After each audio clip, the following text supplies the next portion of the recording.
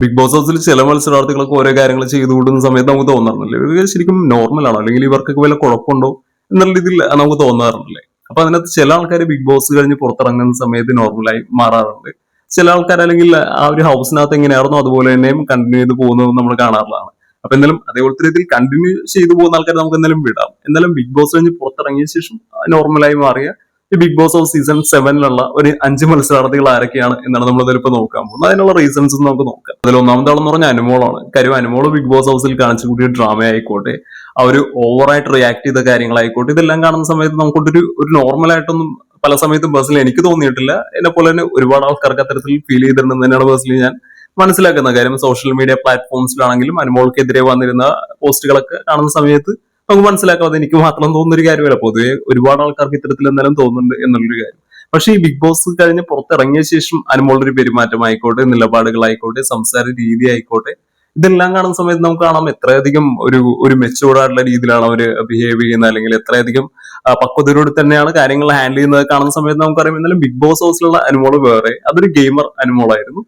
പുറത്തുള്ളത് ഒരു റിയൽ ലൈഫിലുള്ള ഒരു അനുമോളാണ്. അത് തമ്മിൽ ഒരുപാട് വ്യത്യാസം നമുക്ക് കാണാവുന്നതാണ്. രണ്ടാമതാണെന്ന് പറഞ്ഞാൽ അപ്പാനിശരത്താണ്. കാര്യം അപ്പാനിശരത്താണെങ്കിലും ബിഗ് ബോസ് ഹൗസിൽ ഡേ 1 തുടങ്ങിയ തന്നെ എത്തരത്തിലാണ് ബിഹേവ് ചെയ്യുന്നതെന്നൊക്കെ നമ്മൾ നോക്കുകയാണെങ്കിൽ ഞാൻ ഓൾറെഡി അദ്ദേഹത്തിനെ കുറിച്ച് പറഞ്ഞിട്ട്, അദ്ദേഹത്തിന്റെ ഒരു സ്ട്രാറ്റജീസിനെ കുറിച്ച് പറഞ്ഞിട്ടൊക്കെ ഓൾറെഡി വീഡിയോ ചെയ്തിട്ടുള്ളതാണ്.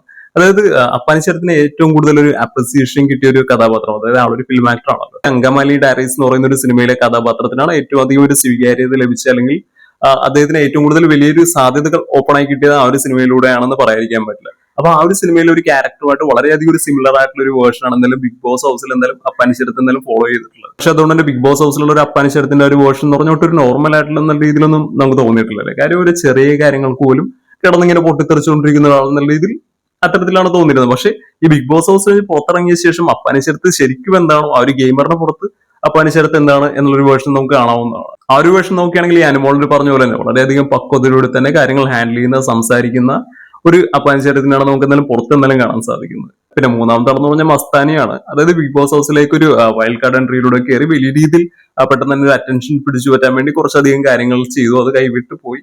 അത് എവിടെയൊക്കെയാണ് പോയി നിന്നതെന്നൊക്കെ നമ്മൾ കണ്ടതാണ്. പക്ഷെ പുറത്തിറങ്ങിയ മസ്താനി നോക്കുകയാണെങ്കിൽ വളരെയധികം നോർമലായിട്ട് വളരെയധികം പക്വതയോടെ തന്നെ കാര്യങ്ങൾ ഹാൻഡിൽ ചെയ്യുന്ന ഒരു മസ്താനിയാണ് നമുക്ക് എന്തായാലും പുറത്ത് കാണാൻ സാധിക്കുന്നത്. അതായത് ആ ഒരു ഷോ, ബിഗ് ബോസ് ഷോ എന്ന് പറഞ്ഞാൽ എത്തരത്തിലാണെന്ന് നമുക്ക് അറിയാവുന്നതാണ്. സോ അപ്പൊ അവിടെ പോയിട്ട് പെട്ടെന്നൊരു വലിയൊരു സെന്റർ ഓഫ് അട്രാക്ഷൻ ആവാൻ വേണ്ടി ശ്രമിച്ച ഒരു മസ്താനിയാണ് നമ്മൾ എന്തായാലും ബിഗ് ബോസ് ഹൗസിൽ കാണുന്നത്. പക്ഷേ ശരിക്കുള്ള ഒരു മസ്താനി ഒട്ടും അത്തരത്തിലുള്ള ഒരു ആളോ കാര്യങ്ങളൊന്നും അല്ല. നമുക്ക് എന്തായാലും പുറത്തുള്ള അവരുടെ പെരുമാറ്റവും സംസാരവും എല്ലാം കാണുന്ന സമയത്ത് നമുക്ക് എന്തായാലും മനസ്സിലാക്കാവുന്നേ ഉള്ളൂ. നാലാമത്തെ ആളെന്ന് പറഞ്ഞാൽ രന ഫാത്തിമയാണ്. രന ഫാത്തിമയുടെ ഒരു കാര്യം പറയുകയാണെങ്കിൽ ആ ഒരു ഷോ, ബിഗ് ബോസ് ഷോ എന്താണോ അതറിഞ്ഞ് അതിനു വേണ്ടി രീതിയിൽ ട്യൂൺ ചെയ്തിട്ടുള്ള ഒരു വേർഷൻ ആണെന്നും എന്തായാലും ബിഗ് ബോസ് ഹൗസിൽ രന ഫാത്തിമ എന്തായാലും കാഴ്ചവെച്ചതെന്ന് പറയാതിരിക്കാൻ പറ്റില്ല. അതായത് എല്ലാവരും ഇനി ഇറിറ്റേറ്റ് ചെയ്ത് പ്രശ്നങ്ങൾ ഉണ്ടാക്കി നടക്കുന്ന രീതിയിലുള്ള ഒരു സ്ട്രാറ്റജിയാണ് രന ഫാത്തിമ എന്തായാലും പിടിച്ചിരുന്നത്. ഉറപ്പായിട്ടും അതൊരു ബിഗ് ബോസ് ഷോയിൽ അത്തരത്തിലുള്ള ക്യാരക്ടേഴ്സ് വേണം, അല്ലെങ്കിൽ അത്തരത്തിലുള്ള സ്ട്രാറ്റജീസ് ഒക്കെ നല്ല രീതിയിൽ തന്നെ വർക്ക്ഔട്ട് ആവുന്ന ഒരു സ്ട്രാറ്റജി തന്നെയാണ്. അപ്പൊ അത് നല്ല രീതിയിൽ തന്നെ രന ഫാത്തിമ എന്തായാലും ഹാൻഡിൽ ചെയ്യുകയും എല്ലാം ചെയ്തതാണ്. അതുകൊണ്ട് തന്നെ വളരെയധികം ഇറിറ്റേറ്റിംഗ് ആയുള്ള രീതിയിൽ ഒരു വേർഷനായി മാറാൻ രന ഫാത്തിമ ഈസിലി തന്നെ എന്തായാലും സാധിച്ചിരുന്നതാണ്. പക്ഷെ പുറത്തിറങ്ങിയ രന ഫാത്തിമ ഒട്ടും അത്തരത്തിലുള്ള ഒരു ബിഹേവിയറോ കാര്യങ്ങളൊന്നും എന്തായാലും പുറത്തുനിന്ന് കാഴ്ചവെച്ചിട്ടില്ല. അല്ലെങ്കിൽ ഈ ഓൺലൈൻ മീഡിയകളോട് സംസാരിക്കുന്ന സമയത്താണെങ്കിലും ഇല്ലെങ്കിൽ മറ്റ് ഇന്റർവ്യൂസിലാണെങ്കിലും എല്ലാം നോക്കുന്ന സമയത്ത് നമുക്ക് കാണാം വളരെയധികം ഒരു പക്വതയോടെ തന്നെ പെരുമാറുന്ന ഒരു രന ഫാത്തിമയാണ് നമുക്ക് ഇന്നലെ കാണാൻ സാധിക്കുന്നത്. അഞ്ചാമത്തെ ആളെന്ന് പറഞ്ഞാൽ the one and only Aneesh തന്നെയാണ്. കാര്യം ബിഗ് ബോസ് ഹൗസിൽ അനീഷ് ഇറക്കിയിരുന്ന സ്ട്രാറ്റജി എന്ന് പറഞ്ഞാലും ഇതിനു മുന്നേ ഞാൻ പല വീഡിയോസിലായിട്ട് ഞാൻ പറഞ്ഞിട്ടുള്ളതാണ്.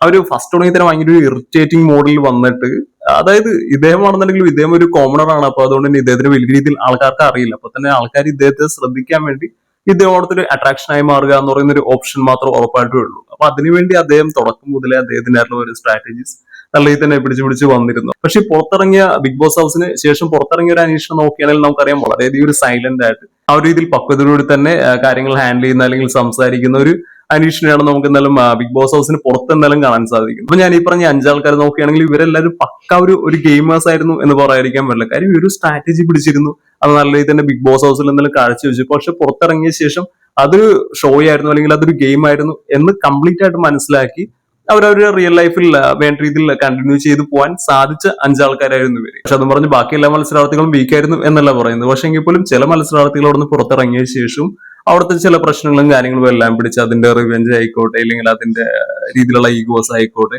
അങ്ങനെ പല കാര്യങ്ങളും അങ്ങനെ പിടിച്ച് മുന്നോട്ട് പോകുന്നത് നമ്മൾ കണ്ടതാണ്. അപ്പൊ ആ രീതിയിലൊക്കെ നോക്കുന്ന സമയം ഇത്തരത്തിൽ അവർ ഗെയിമിനെ ഗെയിമായിട്ട് മാത്രം കണ്ട് പുറത്തിറങ്ങിയ ശേഷം അതിൽ നിന്നെല്ലാം കംപ്ലീറ്റ് ആയിട്ട് വിട്ട് നിൽക്കുന്ന ആ ഒരു രീതിയിൽ ഹാൻഡിൽ ചെയ്യാൻ പറ്റുന്ന രീതിയിലുള്ള മത്സരാർത്ഥികളാണ് ശരിക്കും ഇത്തരത്തിലുള്ള ഷോസിലേക്ക് ഇനിയും വരേണ്ടത് എന്നാണ് പേഴ്സണലി എന്റെ ഒരു അഭിപ്രായം.